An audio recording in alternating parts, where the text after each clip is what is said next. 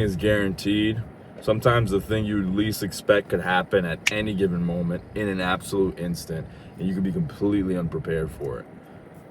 It could be good, it could be bad, but the truth is, the good and bad is all in your mind. It's all in your head. It's all the way you're perceiving it. It's not truly the way it is.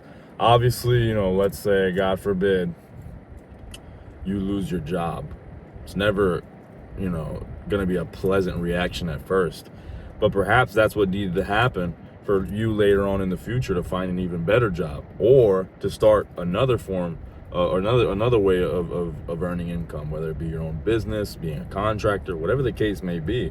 And that could just be the door opening up for a better future that you just don't realize in the given moment, obviously, because it's normal. I'm not telling you that, God forbid, something catastrophic were to happen to you, that you're supposed to react positively and happily, like immediately. No, it's never going to be easy. If you're losing your main source of income within a given moment's notice, it's never going to be a positive reaction at first. But what's not going to help is sitting there and just wondering and feeling sorry for yourself. It sucks, and I'm not saying that your emotions aren't valid, but life moves on. Life isn't going to stop just because something bad happened to you or something bad happened to anyone. Life doesn't stop for anyone. I mean, take a look at, for me, the most impactful celebrity death I've ever experienced was when Kobe Bryant died. Even though I never watched basketball, I've never been a fan of basketball. I've always just liked soccer. When Kobe Bryant died, I just remember the world for a brief moment. It just felt unreal. Wow. Even though like I said, I've never watched Kobe Bryant play a game. I've never sat down and watched a full basketball game. It was just insane. I don't know exactly why or what. I'd imagine that's what people felt like when Michael Jackson died too.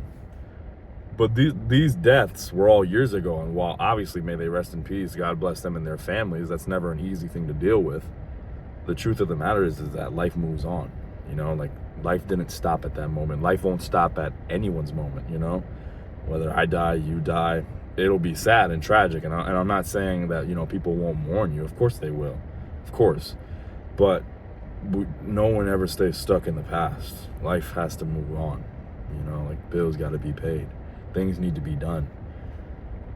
So no matter what you're going through right now, no matter what you're dealing with, just always remind yourself, while it may not be clear today, it all happens for a reason. It's all happening to you for a reason. No one is out to get you. All right, the universe isn't plotting on your demise. The universe isn't hating on you. The universe isn't targeting you directly.